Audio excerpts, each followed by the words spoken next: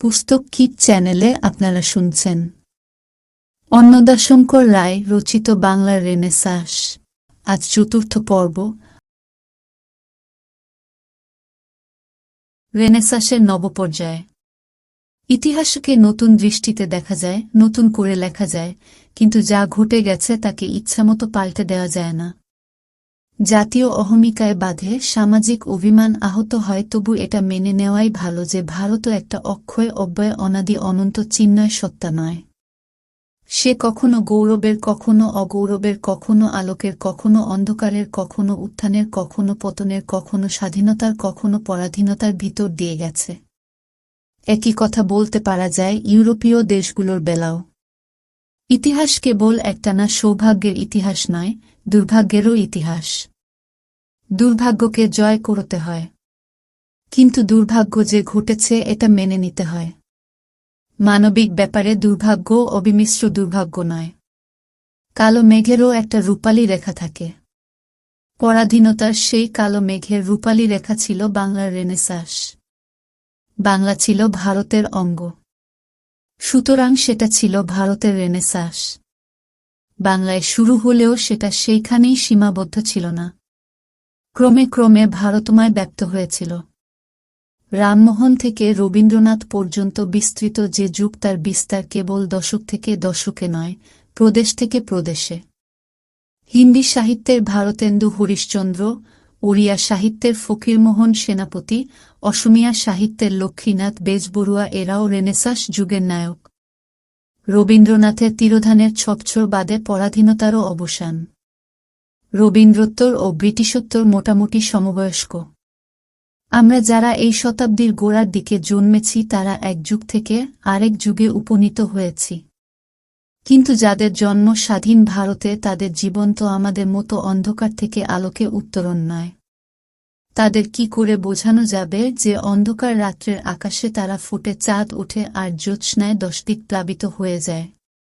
কি জানি কেমন করে সূর্য উঠেছিল। রেনেসাঁস সত্যি সত্যিই একটা রূপালী রেখা ছিল, যদিও একালের লোক বিশ্বাসই করতে চায় না যে পরাধীন দেশে রেনেসাঁস হতে পারে।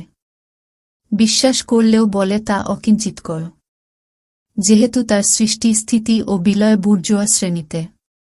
ইংরেজদের মতো বুর্জোয়াদেরও আয়ুষ্কাল ফুরিয়ে এসেছে। তাদের রেনেসাঁস তাদের সঙ্গেই সহমরণে যাবে। ইতিহাসের পাতায় অনেক বৈদেশিক আক্রমণের বিবরণ আছে, কিন্তু এমনটি কোথাও লেখা নেই যে 7 সমুদ্র পারের একটি সওদাগর কোম্পানি প্রথমে ভারতের সাগর উপকূলে মাদ্রাজ, বোম্বাই ও কলকাতা নামে 3টি বন্দর পত্তন করে, পরে সেই 3টি বন্দর থেকে বাণিজ্য করতে করতে আত্মরক্ষার জন্য 3টি দুর্গ নির্মাণ করে, আরও পরে 3টি অঞ্চলের রাজনীতির জালে জড়িয়ে পড়ে, আরও পরে চলে বলে কৌশলে 3টি আঞ্চলিক সরকার গঠন করে, পরিশেষে 3 দিক থেকে সারা ভারত ঘিরে ফেলে ও একচ্ছত্র সাম্রাজ্য প্রতিষ্ঠা করে। আমাদের রাজা বাদশারা ছিলেন একচক্ষু হরিণ। তারা স্বপ্নেও ভাবেননি যে সমুদ্রপথ দিয়ে শত্রু আসতে পারে, সামুদ্রিক বন্দর হতে পারে বৈদেশিক নৌবাহিনীর ঘাঁটি, সি পাওয়ার থেকে আসতে পারে ল্যান্ড পাওয়ার, অতিকায় মোগল ফৌজ ও দুর্ধর্ষ মারাঠা সেনা এক মুঠো গোড়া গোলন্দাজের কাছে হার মানতে পারে।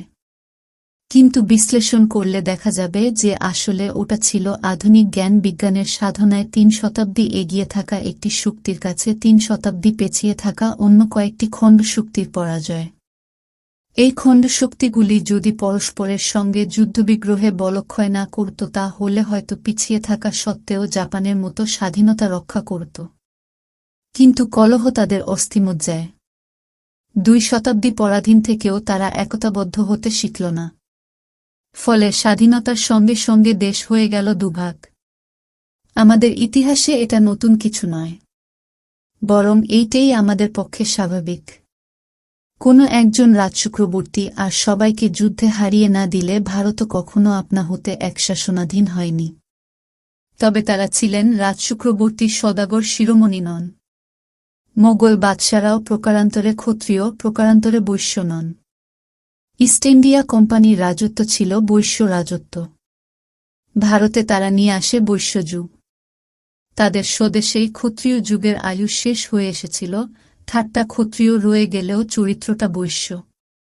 ক্ষমতার আসনে ভূম্যধিকারীদের দল, কিন্তু ক্ষমতার রশ্মি যাদের হাতে তারা পুঁজিপতি ও শিল্পপতিদের দল। চার্চ বা ব্রাহ্মণ শক্তি রাষ্ট্র বা ক্ষত্রিয় শক্তির কাছে বশ্যতা স্বীকার করেছিল। আবার রাষ্ট্র বা ক্ষত্রিয় শক্তি ও পার্লামেন্ট বা ক্ষত্রিয় বৈশ্যের যৌথ শক্তির কাছে নতি স্বীকার করেছিল। এর ফলে ইন্দোদ্বীপী ব্রাহ্মণ ক্ষত্রিয় বৈশ্যের মধ্যে যে পরিমাণ একতা ছিল তেমন আর কেনখানে ছিল না। ফ্রান্স, জার্মানি ইত্যাদি দেশ আত্মকলহে জর্জর। ইটালিতে ও তারপরে ফ্রান্সে, স্পেনে ও ইংল্যান্ডে যে রেনেসাঁস হয় তার পটভূমিকা ও আমাদের এদেশে যে রেনেসাঁস হয় তার পটভূমিকা এক নয়। এক না হওয়ার কারণ এ নয় যে ওরা ছিল রেনেসাঁসের সময় স্বাধীন আর আমরা ছিলুম রেনেসাঁসের সময় পরাধীন। ওদের রেনেসাঁস বৈশ্যযুগের পূর্বেই ঘটেছিল, আমাদের রেনেসাঁস বৈশ্যযুগের সূচনার পর। এই প্রভেদটা ভালো করে মনে রাখা দরকার। আমাদের রেনেসাঁসের নায়করা বুর্জোয়া শ্রেণীভুক্ত। ওদের রেনেসাঁসের নায়করা তখনও বুর্জোয়া বলে চিহ্নিত হননি। তাদের পৃষ্ঠপোষকরা তাদের দেশের অভিজাত শ্রেণী। চার্চও গোড়ার দিকে পৃষ্ঠপোষক ছিল, কিন্তু রেনেসাঁসের স্বরূপ আবিষ্কার করার পর বিরূপ হয়। রেনেসাঁস থেকে আসে বিজ্ঞানে মতি। আর বিজ্ঞান তো যুক্তি বিনা এক কদমও এগোয় না। আর যুক্তি করাই যার প্রকৃতি সে কখনো বিনা বাক্যে শাস্ত্রবাক্য মেনে নিতে পারে না। সাহিত্যে আর চিত্রভাস্কর্যে আসে গ্রিকদের জীবনদর্শন। সে জীবনদর্শন খ্রিস্টীয় জীবনদর্শনের সঙ্গে মেলে না। দর্শনশাস্ত্র ধর্মশাস্ত্রের থেকে পৃথক হয়ে যায়। পদে পদে বিরোধ বাধে। কিন্তু ওসব দেশের অভিজাত শ্রেণী রেনেসাঁসের গোড়ায় যেমন পক্ষপাতী ছিলেন শেষেও তেমনি। নাইটদের জীবনদর্শনের সঙ্গে রেনেসাঁসের জীবনদর্শনের তেমন কোনো বিরোধ ছিল না। রেনেসাঁসের ফলে তাদের জীবন আরও সমৃদ্ধ হয়। তারা থিয়েটারে যান, অভিনয় দেখেন, বিশ্ববিদ্যালয়ে যান, গ্রিক সাহিত্য পড়েন, অবজারভেটরিতে বসে টেলিস্কোপ দিয়ে গ্রহ নক্ষত্র পর্যবেক্ষণ করেন, স্টুডিওতে গিয়ে শিল্পীদের উৎসাহ দেন গ্রিক আদর্শে আঁকতে ও গড়তে, ওয়ার্কশপে গিয়ে কারিগরদের ফরমাশ করেন রকমারি তৈজসপত্র বানাতে। অভিজাত শ্রেণীর অনুসরণে বুর্জোয়া শ্রেণীও পরবর্তীকালে রেনেসাঁসের পৃষ্ঠপোষক হন। কিন্তু এরা ছিলেন অভিজাত কুলের তুলনায় অধিকতর পরিমাণে চার্চের আঁচলে বাঁধা। ১৬শ শতাব্দীর রেনেসাঁস যখন ঊনবিংশ শতাব্দীতে পড়ে তার বহু পূর্বেই ইংল্যান্ডে একটা পট পরিবর্তন ঘটে যায়। বুর্জোয়া শ্রেণী ততদিনে জাঁকিয়ে বসেছেন। থিয়েটারের দর্শক, বইপত্রের পাঠক ও গ্রাহক, শিল্পদ্রব্যের ক্রেতা, ভোগ্যসামগ্রীর উদ্ভাবক অভিজাতদের পেছনে ফেলে বুর্জোয়া শ্রেণীর কাঞ্চন কুলীন। এই কাঞ্চন কৌলিন্যই এদেশে আমদানি হয় অষ্টাদশ শতাব্দীর শেষভাগে পলাশির পর। সূর্যাস্ত আইনে পুরানো জমিদারি কিনে নেন নতুন জমিদার কুল। এরা মহাজনী তেজারতি ও ব্যবসাদারি করে বড়লোক। এদের অভিজাত না বলে কাঞ্চনকুলীন বলাই সমীচীন। এরা যাতে যাই হন বর্ণে বৈশ্য। সপ্তদশ শতাব্দীতে প্রতিষ্ঠিত বাণিজ্যকেন্দ্র মাদ্রাজ, বোম্বাই ও কলকাতা অষ্টাদশ শতাব্দীতে হয় প্রশাসন কেন্দ্র। তারপর ঊনবিংশ শতাব্দীতে শিক্ষা ও সংস্কৃতি কেন্দ্র। তিনটির মধ্যে কলকাতাই হয় অগ্রগণ্য, কারণ সারা ভারতের রাজধানী স্থাপিত হয় কলকাতায়। এই শহরের অবস্থান যদিও পূর্ব ভারতে, তবু এই কেন্দ্র থেকেই সমগ্র উত্তর ভারতও ইংরেজদের অধিকারে আসে। ইংরেজ যেখানেই যায় বাঙালিও যায় সেখানে। সাংস্কৃতিক দিগ্বিজয়ে ইংরেজদের সহকারী সেনাপতি হয় বাঙালি। এতে তার মান বাড়ে, বই কমে না। কিন্তু শতাব্দীর প্রারম্ভের এই সম্মানের সম্পর্কটা সিপাহী বিদ্রোহের পর থেকে ক্রমশ অসম্মানের হয়ে ওঠে। কিপলিং এর হরিচান্ডার মুখার্জির অপরাধ, তিনি সাহেবদের সমক্ষ হতে চান। সহকারী সেনাপতির স্বাদ কিনা সেনাপতি হতে। বামুন হয়ে চাঁদে হাত। সাহেবখেদা আন্দোলনে বাঙালির নেতৃত্ব নতুন এক ইতিহাস সৃষ্টি করে। কিন্তু ইতিমধ্যে রেনেসাঁসের দফারফা। সে পড়ে যায় দুই আগুনের মাঝখানে। সাম্রাজ্যবাদ বনাম জাতীয়তাবাদ। জাতীয়তাবাদকে জোর যোগায় রেনেসাঁস নয়, রিভাইভালিজম অর্থাৎ পুনরুজ্জীবনবাদ। পুনরুজ্জীবন বলতে বোঝায় প্রাচীন ভারতের আদর্শে আধুনিক ভারতের রূপায়ণ। কিন্তু প্রাচীন ভারত কি কেবল আর্য ভারত, বৈদিক ভারত? তার পূর্বেও তো প্রাচীনতর আর্যপূর্ব ভারত ছিল। আমাদের পুনরুজ্জীবনবাদীরা জানতেন না যে সিন্ধু সভ্যতা বলে একটি প্রাচীনতর সভ্যতা ছিল, সেটা আর্যদের জন্য অপেক্ষা না করে বহুদূর অগ্রসর হয়েছিল। মহেঞ্জোদারো ও হরপ্পা খনন করতে গিয়ে দুটি অতুলনীয় নগর পাওয়া গেছে। বৈদিক আর্যদের তেমন কোনো কীর্তির সন্ধান মেলেনি। উৎখনন এখনও চলছে ও নিত্য নতুন সাক্ষ্য উদ্ধার হচ্ছে। সেই সভ্যতার বিস্তার কেবল সিন্ধুতেই সীমাবদ্ধ ছিল না। তার বিস্তার রাজস্থানকে ছাড়িয়ে আরও পূর্ব দিকে ও কাথিয়াবাড়কে ছাড়িয়ে আরও দক্ষিণ দিকে এগিয়েছিল। বৈদিক আর্যদের সঙ্গে এই প্রাক-বৈদিক প্রা-আর্যদের বিরোধ বেঁধেছিল বলে অনুমান করা অসঙ্গত নয়, কারণ বেদ যুদ্ধবিগ্রহের বর্ণনায় মুখর। শত্রুরা দুর্জয় না হলে তাদের বধ করার জন্যে দেবতাদের স্তবস্তুতি করতে হতো না। সিন্ধু সভ্যতারই বা পুনরুজ্জীবন হবে না কেন, যদি পুনরুজ্জীবনই হয় লক্ষ্য? তারপর আর্য ভারতও যে সার্বভৌম ছিল তা নয়। আর্যাবর্তেই তার সীমাবদ্ধতা। তার বাইরে ছিল বঙ্গ, তার বাইরে ছিল দাক্ষিণাত্য। আর তার স্থিতিকালও 1000 বছরের বেশি নয়। আর্য ভারতের পরে মৌর্য ভারত, আর্য অনার্যের মিশ্র ভারত। তার অধিকার প্রায় ভারতব্যাপী। ভারতের বাইরেও তার প্রভাব। ততদিনে বেদবিরোধী বৌদ্ধ জৈন ধর্ম সংঘবদ্ধ হয়ে রাজশক্তিকে ধর্মান্তরিত করেছে। মৌর্য ভারতের পরে যাকে সাধারণত হিন্দু ভারত বলে অভিহিত করা হয়, তার মোহানায় মিশেছিল গ্রিক আর পার্সিক, শক আর কুষাণ, হুন আর বহু প্রকার মঙ্গোলীয় উপজাতি। এদের কেউ এসেছিল উত্তর পূর্ব থেকে, কেউ উত্তর থেকে। প্রাচীন ভারত বলতে মুসলিম পূর্ব এই ভারতকে বোঝায়। এই ভারতে ব্রাহ্মণ্য ঐতিহ্যের সঙ্গে বৌদ্ধ ও জৈন ঐতিহ্যের বিরোধ চরমে ওঠে। ব্রাহ্মণ্য ঐতিহ্যই জয়ী হয়, কিন্তু সে আর কদিনের জন্যে। দেখতে দেখতে ইসলামধর্মী আরব তুর্ক মোগল এসে পড়ে। মোগল যে সময় আসে সেই সময় আসে তার বিপরীত দিক থেকে খ্রিস্টধর্মী পর্তুগিজ। তার পিছু পিছু ইংরেজ, ফরাসি, দিনেমার, ওলন্দাজ, জার্মানও এসেছিল, কিন্তু স্বদেশের গৃহবিবাদের দরুন গুছিয়ে বসতে পারেনি। পূর্ব দিক থেকে আসে আহোম। আহোমরা শাক্ত ও বৈষ্ণব দীক্ষা ও সংস্কৃত নাম গ্রহণ করে, কিন্তু অন্যেরা তা করে না। তার ফলে মুসলিম ভারত বলে একটি সত্তার সূচনা হয়। পরবর্তীকালে ব্রিটিশ ভারত, ফরাসি ভারত, পর্তুগিজ ভারত এরাও উদয় হয়। পুনরুজ্জীবনবাদীরা শেষের এই 3টি ভারতের অবসান চেয়েছিলেন, এটা সবাই জানে। কিন্তু মুসলিম ভারতেরও অবলোক চেয়েছিলেন কি? যদি চেয়ে থাকেন তাহলে আর মুসলিম পুনরুজ্জীবনবাদীদের দোষ দিয়ে কি হবে? মুসলিম ভারত হিন্দুর পক্ষে যতই অগৌরবের হোক না কেন, মুসলমানদের পক্ষে গৌরবের। মুসলিম ভারতকে হিন্দু ভারতের থেকে ভিন্ন করতে হলে দেশটাকেও ছিন্নভিন্ন করতে হয়। অতীতমুখী ভাবনার অনিবার্য পরিণাম ভারতভাগ। এর পরেও যদি কেউ পুনরুজ্জীবনের কথা ভাবেন, তাহলে বলতে হবে তিনি আজকের এই খণ্ডিত ভারতকেও খণ্ড খণ্ড করতে চান। অত কিছুর পরেও কি সে গৌরব ফিরবে? ফিরতে পারে না, কারণ তার আজও সে নিঃশেষে ভোগ করেছে। দ্বিতীয়বার যদি সে আসে, দ্বিতীয়বার সে যাবে। মাঝখানের স্থিতিকাল হয়তো 20-30 বছরও।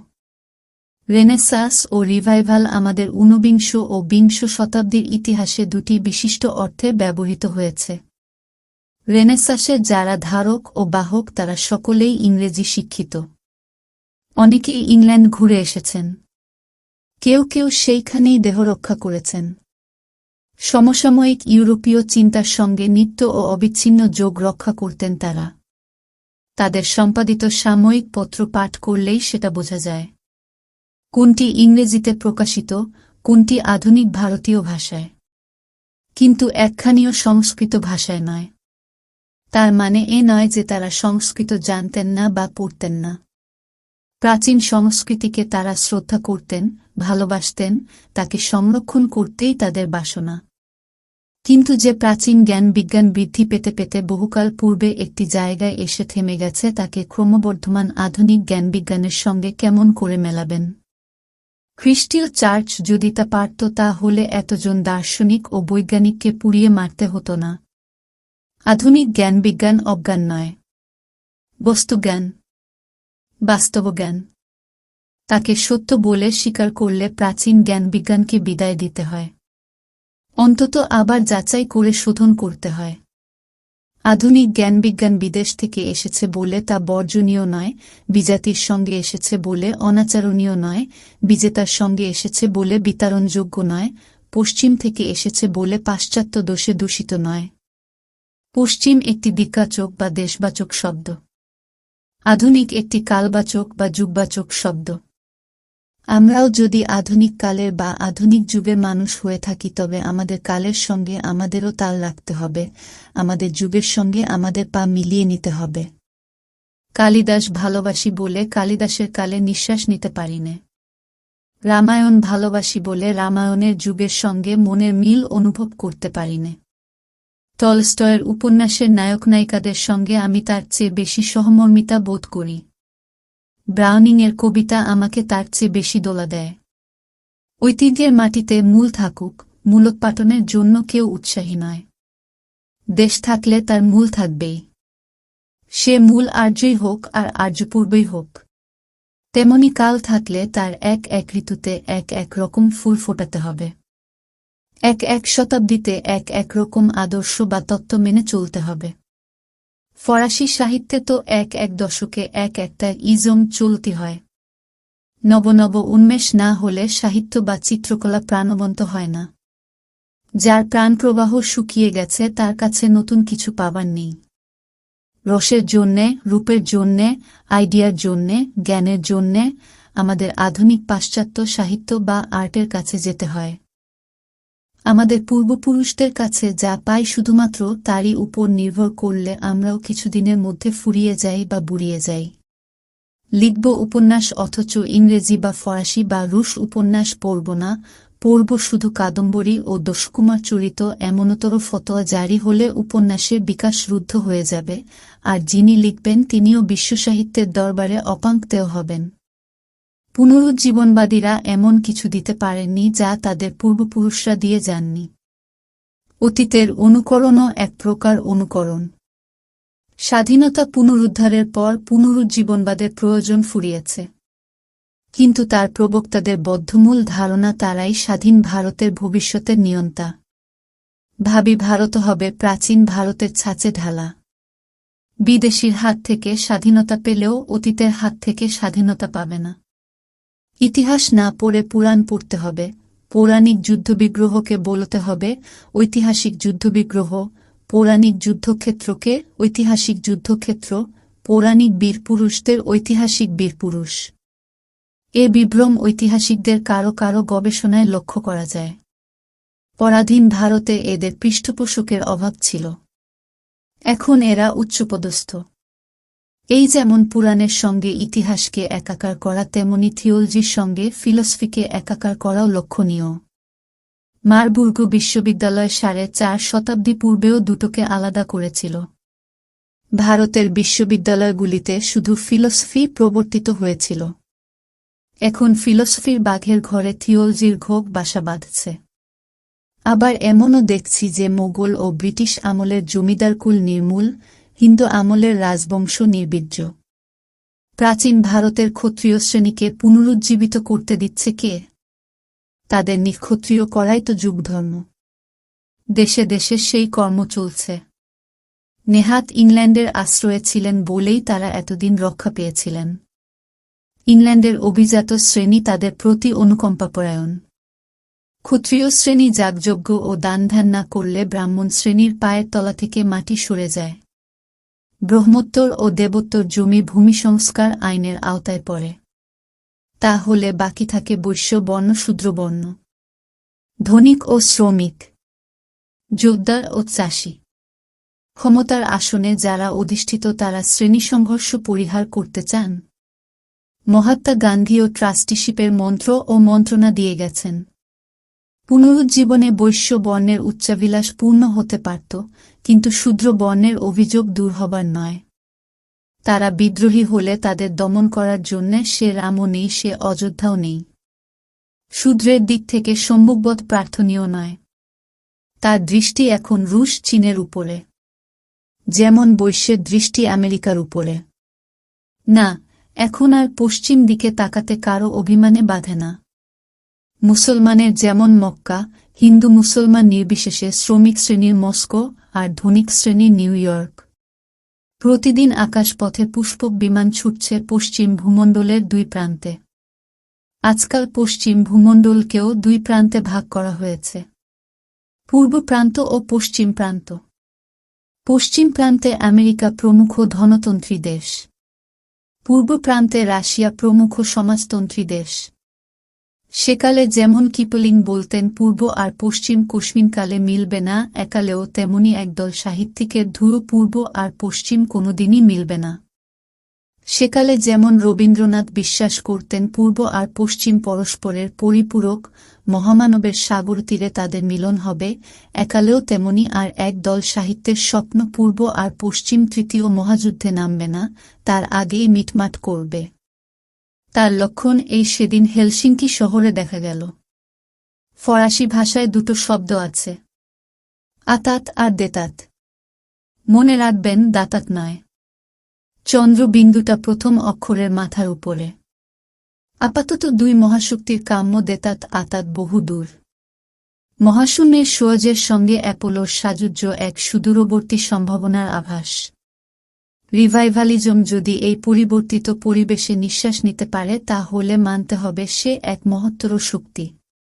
জোর করে কিছুই বলা যায় না। কে জানত গেটের জার্মানি একদিন নাৎজি হবে? হিটলারের দল ক্ষত্রিয় ছিল না, ব্রাহ্মণ তো ছিলই না। নানা কার্যকারণের যোগাযোগে শূদ্রদেরই এক অংশ অপর অংশের জোটের বিপক্ষে জোট পাকায়।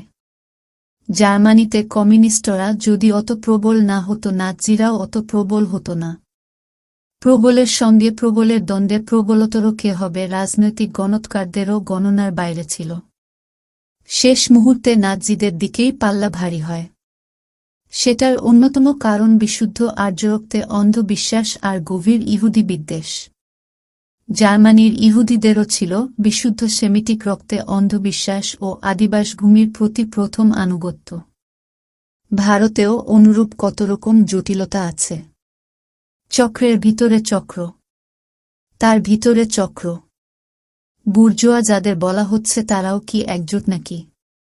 পরস্পরের এত বড় শত্রু কি আর আছে? এত যে রাজনৈতিক খুনোখুনি হয়েছে, মেরেছে ও মরেছে কারা? শ্রেণীতত্ত্বে এর কোনো ব্যাখ্যা নেই। ইডিওলজিতে থাকতে পারে। যেমন মেরেছে ও মরেছে একই শ্রেণীর হিন্দু মুসলমান। ইডিওলজিও এক প্রকার ধর্ম। সেদিন এক ভদ্রলোক আমাকে জিজ্ঞাসা করেন, রেনেসাঁস কি আছে না নেই? এক কথায় উত্তর দেওয়া শক্ত। থাকলে তিনি নিজেই দেখতে পেতেন। দেখতে না পেলে আমার সাক্ষ্যের কি মূল্য? এই পর্যন্ত বলতে পারি যে রামমোহন, রবীন্দ্রনাথের ভাবধারা এখনো শুকিয়ে যায়নি। পরে যদি শুকিয়ে যায় তা হলেও অন্তঃসলীলা ফল্গুর মধ্যে বহমান থাকবে। রেনেসাঁসের ইতিহাসে কাউন্টার রেনেসাঁসও অজানা নয়। পালাব্দ হলে ভিতরে ভিতরে মূল্যবোধও বদলে যায়। সকলের সেটা সহজ হয় না। তারা বিদ্রোহী হয়। বুদ্ধির মুক্তিও অনেকের কাছে ভয়াবহ। তাদের কাছে যুক্তির চেয়ে ভক্তি শ্রেয়। ইডিওলজি যদি থিওলজির স্থান নেয় ও ফিলোসফির সঙ্গে একাকার হয়ে যায় বা একাকারত্ব দাবি করে, তা হলেও রেনেসাঁস তার তাৎপর্য হারায়। ইতিহাস লিখতে বসে যদি বিশিষ্ট বিপ্লবী নেতাদের নাম মুছে ফেলা হয় বা ঘটনা চাপা দেওয়া হয়, তা হলেও রেনেসাঁস তার গতিপথে বাধা পায়। নিজেদের বানানো আধুনিক পুরানো পুরাণ। উদ্দেশ্য তার নতুন রাজবংশের মহিমাকীর্তন ও অভিনব ধর্মপ্রচার। প্রকৃত ইতিহাসের মর্মোদ্ধার ভাবিকালের ঐতিহাসিকদের পক্ষে দুরূহ হবে যদি সরকারি ইতিহাস ভিন্ন আর কোনো ইতিহাস প্রকাশিত না হয়। বিপ্লবোত্তর দেশগুলির বৈজ্ঞানিক প্রগতি বিস্ময়কর। তার জন্যে আমরা তাদের টুপি খুলে অভিবাদন জানাব। কিন্তু ফিলসফি ও থিওলজি যদি আবার একাকার হয়ে যায়, তবে আমরা আবার মারবুর্গ বিশ্ববিদ্যালয়ের পূর্বতন যুগে ফিরে যাব। তেমনি পুরাণ ও ইতিহাস যদি আবার অভিন্ন হয়ে যায়, তাহলে আবার আমরা 4 শতাব্দী পিছু হটব। বিজ্ঞান ও টেকনোলজি টানতে থাকবে সামনের দিকে, আর থিওলজি ও পুরাণ পেছনের দিকে। এই দোটানার মধ্যে পড়ে শিক্ষিত মানুষ দিশাহারা হবে। বুর্জোয়া আধিপত্য যাবার মুখে। মরা ঘোড়াকে চাবুক মেরে হাতের সুখ খুব বেশি দিন থাকবে না। তখন প্রশ্ন উঠবে, কোন সত্যের উপরে নতুন রেনেসাঁস প্রতিষ্ঠিত হবে? সে কি কেবল বিজ্ঞানের সত্য, টেকনোলজির সঙ্গে দর্শনের সত্য নয়, ইতিহাসের সত্য নয়? এসব ক্ষেত্রে কি থিওলজি ও পুরাণ আবার জমিয়ে বসবে? আর্টের সত্য আরও এক প্রকার সত্য। ধর্মপ্রচার বা তত্ত্বপ্রচার তার কর্ম নয়। শিল্পীকে তার প্রয়োজনীয় স্বাধীনতা না দিলে যা সে সৃষ্টি করবে তা স্বকীয়তাবিহীন ফরমায়েশি সৃষ্টি। সৃষ্টি নয়, সৃষ্টির অপলাপ। এর লক্ষণ দেশে দেশে দেখা যাচ্ছে। এদেশেও দেখা যেতে পারে, যদি না কতক শিল্পী স্বাধীনতা রক্ষা করেন। যাদের বিশ্বাস বুর্জোয়া আমলে রেনেসাঁস হতে পারে না, বহু দেশ ও ইতিহাস তাদের অপূর্ব সুযোগ দিয়েছে। সমাজতন্ত্রী আমলের নতুন এক রেনেসাঁসের জন্যে পটভূমিকা এখন প্রস্তুত। উঠোনকে দোষ দেয়া এ জমানায় আর চলবে না। এখন দেখাতে হবে নাচ। সে নাচ যারা দেখবে তারা এক বাক্যে সাধুবাদ দিয়ে বলবে, কোথায় লাগে শেক্সপিয়ার গেটে। দেখাতে না পেরে সোভিয়েত রাশিয়াও বুর্জোয়া রাশিয়ার সাহিত্যের প্রতি সশ্রদ্ধ হয়েছে। ডস্টয়েভস্কি ও চেকভের উপর থেকে নিষেধ উঠে গেছে। টলস্টয়কে সকলেই মান্য করে। গোর্কিকে তুর্গেনেভের চেয়ে উচ্চতর স্থান দেয় না। রসের মূল্য, রূপের মূল্য বোঝে। কিন্তু এদের প্রতি সুবিচার যেমন আনন্দের বিষয়ে জীবিতদের প্রতি সুবিচারও তেমনি কাম্য। বোধহয় জিনিসটাই শর্তাধীন। শর্তটা হচ্ছে মরণোত্তর কালোত্তীর্ণতা। কালজয়ীর সঙ্গে কে না চায় আত্মীয়তা দাবি করতে। ইতিহাস পরাধীন ভারতকে যে সুযোগ দেয়নি, স্বাধীন ভারতকে তা দিয়েছে। স্বাধীন ভারতের শ্রমিক কৃষক শ্রেণীকে যে সুযোগ দেয়নি, পরে সমাজতন্ত্রী জামানায় তা দেবে। যারা প্রায় ৩,০০০ বছর ব্রাহ্মণ ক্ষত্রিয় বৈশ্যের দাপটে মাথা তুলতে ও মুখ খুলতে পারেনি, তাদের মধ্যে নিহিত রয়েছে অক্ষত সম্ভাবনা। তাদের মতো আমিও চাই তাদের সেই নিহিত সম্ভাবনাসমূহের পরিপূর্ণ প্রকাশ ও বিকাশ। মতভেদ শুধু এইখানেই যে সেটা কি ইংল্যান্ডের মতো ধীরে ধীরে বিবর্তন সূত্রে হবে, না রুশ চীনের মতো রাতারাতি বিপ্লব সূত্রে হবে। যদি বিপ্লব সূত্রে হয় তবে গান্ধীপন্থায় অহিংসভাবে হবে, না লেনিন পন্থায় সহিংসভাবে হবে। সেটা যে সূত্রেই হোক, যেভাবেই হোক, ইতিহাসের গতি সেই অভিমুখে। একটা কথা আছে, অঙ্কুশ বামা গতি। কথাটা বোধহয় সমাজের বেলাও খাটে। সমাজেরও বামদিকে গতি। বামায় সমাজের গতি। শূদ্র জাগরণ ও নারী জাগরণ স্বচক্ষেই দেখতে পাচ্ছি। আরও কিছুদিন বেঁচে থাকলে আরও ব্যাপকভাবে দেখব। কিন্তু যেটা দেখতে চাই সেটা কেবল ক্ষমতার বামা গতি নয়, কেবল বিত্তের বামা গতি নয়, জ্ঞানেরও বামা গতি, রসেরও বামা গতি, রূপেরও বামা গতি। কেবল বিজ্ঞানের বামা গতি নয়, সংস্কৃতির বিবিধ বিভাগেরও বামা গতি। এখন আর উঠোনের দোষ নয়, নাচবে যারা তাদেরই দোষ। নতুন একটা রেনেসাঁসের জন্য পটভূমিকা প্রস্তুত হচ্ছে, কিন্তু পটভূমিকাই তো সব নয়। কোথায় সেই সব শিল্পী ও দার্শনিক, রসিক ও ভাবুকের সমাবেশ, যাদের বাদ দিয়ে রেনেসাঁস যেন ডেনমার্কের যুবরাজকে বাদ দিয়ে হ্যামলেট। হয়তো এখনো সময় হয়নি। বুর্জোয়ারা মঞ্চ জুড়ে রয়েছেন বলেই বোধহয় তারা মঞ্চে প্রবেশ করছেন না। সত্য মিথ্যা বোঝা যাবে আরও ২০-৩০ বছর অতীত হলে। সে রেনেসাঁস সত্য হলে এ রেনেসাঁস মিথ্যা হয়ে যাবে না। সেটা হবে এই নিঃশেষিত প্রায় রেনেসাঁসের নবপর্যায়। নবপর্যায়ের স্বরূপ এখন থেকে উপলব্ধি করা সম্ভব নয়। কিন্তু সেটা যেন নিছক শ্রেণীবিদ্বেষে বা শ্রেণীগরিমায় পর্যবসিত না হয়। রেনেসাঁসের মঞ্চে যারাই প্রবেশ করবেন তাদেরই দেখতে হবে উচ্চাঙ্গের নাটক, যাত্রা বা প্রহসন নয়। তাদেরও লিখতে হবে ক্লাসিক। তাদেরও হতে হবে তত্ত্বদর্শী। জ্ঞান বিজ্ঞানের অতন্দ্র সন্ধানী হতে হবে তাদেরও। ইতিহাসকে আর দর্শনকে পুরাণ আর থিওলজির সঙ্গে একাকার করবেন না তারাও। কোনটা যুক্তিসহ আর কোনটা ভক্তিপ্রবণ এই পার্থক্যবোধ তাদেরও থাকবে। পূর্ব ও পশ্চিম যেমন পরস্পরের পরিপূরক, প্রাচীন ও আধুনিক যেমন পরস্পরের পরিপূরক, তেমনি সেই রেনেসাঁসও হবে এই রেনেসাঁসের পরিপূরক। একবিংশ শতাব্দীর রেনেসাঁসের নায়ক হবেন যারা তারাও অনুভব করবেন যে জীবনের যে কোনো বিভাগে নতুন কোনো কাজ দেখাতে হলে তার আগে চাই চিন্তার ও কল্পনার স্বাধীনতা, নিরীক্ষণ ও পরীক্ষণের স্বাধীনতা, বিশ্বাস ও অবিশ্বাসের স্বাধীনতা, বাক্যের ও প্রকাশের স্বাধীনতা, বিচারের ও বিবেকের স্বাধীনতা। সব স্বাধীনতার মূল প্রত্যয় ব্যক্তিসত্তার পরম মূল্য। ব্যক্তি আবার কে? সমাজই তো সব। ব্যক্তি আবার কে? রাষ্ট্রই তো সব। ব্যক্তি আবার কে? নেশনই তো সব। ব্যক্তি আবার কে? আর্যরক্ত বা সেমিটিক রক্তই তো সব। ব্যক্তি আবার কে? শ্রেণীই তো সব। এই যে ব্যক্তিবিরোধী সমষ্টি সর্বস্ব মনোভাব যদি থাকে তো রেনেসাঁস থাকে না। ক্ষণবিদ্যুতের মতো তার চোখ ধাঁধানো দীপ্তি সঙ্গে সঙ্গে মিলিয়ে যায়।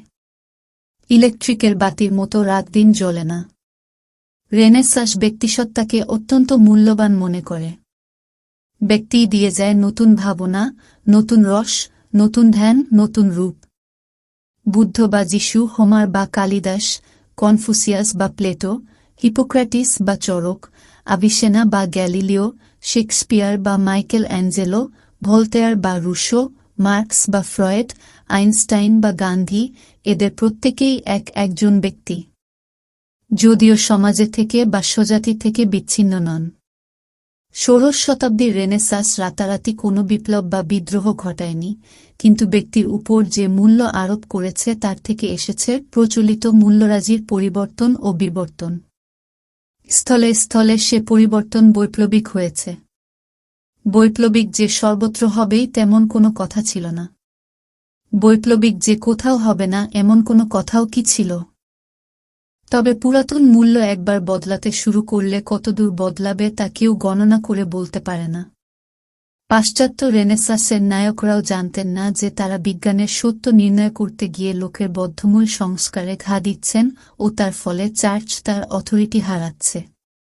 রেনেসাঁস বলে একটা অধ্যায় না থাকলে এনলাইটেনমেন্ট বলে আর একটা অধ্যায় থাকত না, সেটা না থাকলে পরে ফরাসি বিপ্লব বলে আরও একটা অধ্যায় থাকত না, সেটা না থাকলে আরও পরে রুশ বিপ্লব বলে আরও একটা অধ্যায় থাকত না। এই যে পারম্পর্য, এর মধ্যে শিল্প বিপ্লবও পড়ে। যারা এক প্রকার বিপ্লব এড়িয়েছে তারা আরেক প্রকার বিপ্লব এড়াতে পারেনি। কিন্তু অদৃষ্টের এমনই বিড়ম্বনা যে ব্যক্তির মূল্যটাই সমাজের বা দেশের বা রাষ্ট্রের বা নেশনের বা শ্রেণীর দৃষ্টিতে খর্ব হয়েছে। মণ্ডলী বা দল গঠন করতে না পারলে ব্যক্তি যেমন দুর্বল ছিল তেমনি দুর্বল কিংবা তার চেয়েও অসহায়। তাই সংকটকালে স্মরণ করতে হয় সেই সনাতন ভগবানকে। ভগবানকে স্মরণ করলে আবার তর্ক ওঠে, এ কেমনতর মানবিকবাদ যে ভগবানকে স্বীকার করে? রেনেসাঁসের সময় থেকেই মানবিকবাদ বা হিউম্যানিজম কথাটির চল হয়েছে। বস্তুটি বৌদ্ধ ও বাউলদের মধ্যেও ছিল, ছিল প্রাচীন গ্রিকদের মধ্যেও। তবে ভক্তিমূলক ধর্মের প্রবল প্লাবনে মানবিকবাদ ছিল মজ্জমান। এবার হল দর্শন নির্ভর মানবিকবাদ। দর্শনও হল বিজ্ঞান নির্ভর। বিজ্ঞানও হল নিরীক্ষণ ও পরীক্ষণ নির্ভর।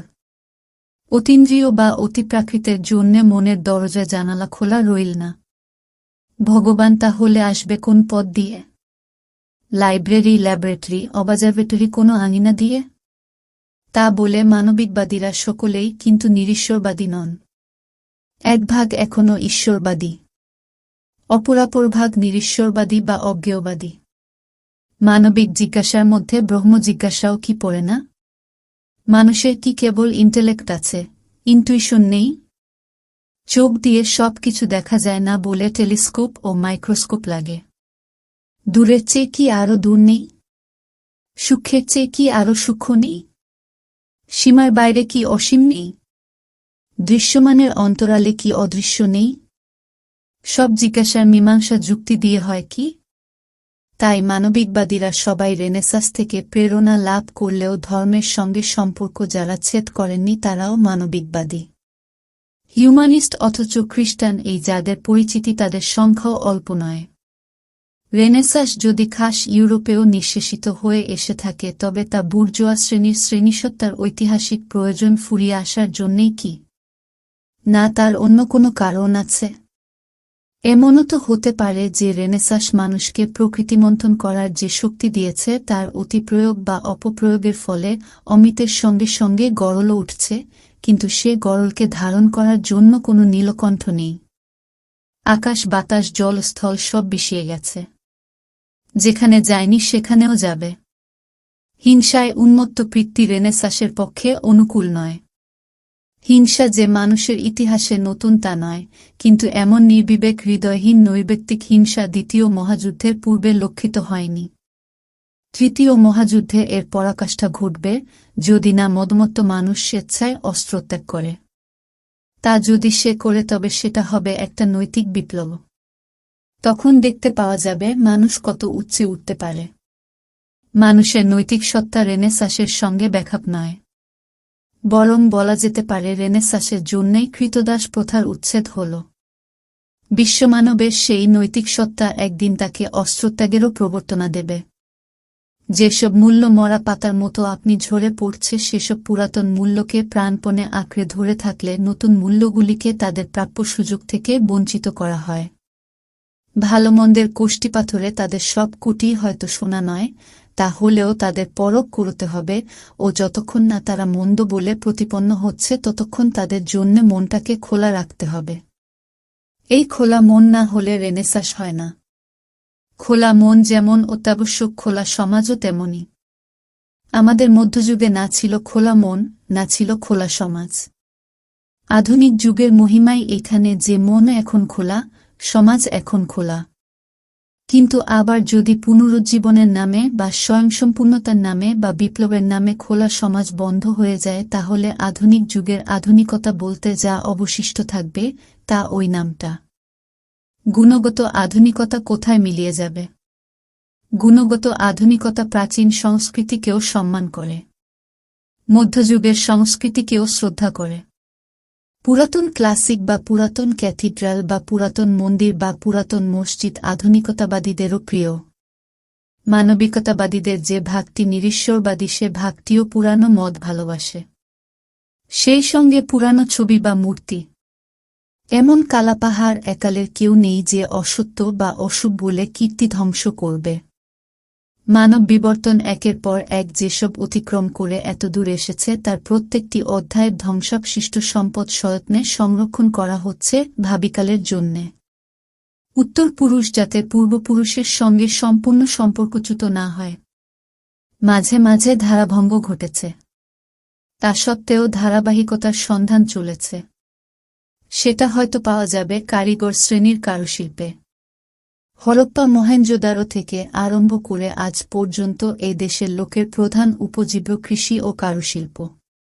এই নিয়ে যারা ছিল ও আছে তাদের সৃষ্ট লোকগীতি, লোকগাথা, রূপকথা, কিংবদন্তি, প্রবাদবচন প্রভৃতির মধ্যে কি একটি ধারাবাহিকতা মেলে না?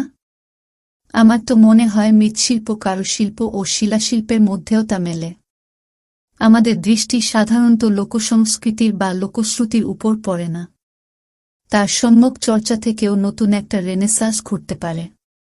সেটা জনমানুষের রেনেসাঁস। সম্ভবত সেই নতুন রেনেসাঁস বাইরে থেকে নয়, উপর থেকে নয়, অতীত থেকে নয়, তল থেকে আসবে। তল থেকে আসাও ভিতর থেকে আসা। তার দিকে আমি তো আমার একটা হাত বাড়িয়ে রেখেছি। আপনারা শুনছিলেন অন্নদা শঙ্কর রায় রচিত বাংলার রেনেসাঁস। আপনারা সকলে ভালো থাকবেন, আশেপাশের সকলকে ভালো রাখবেন।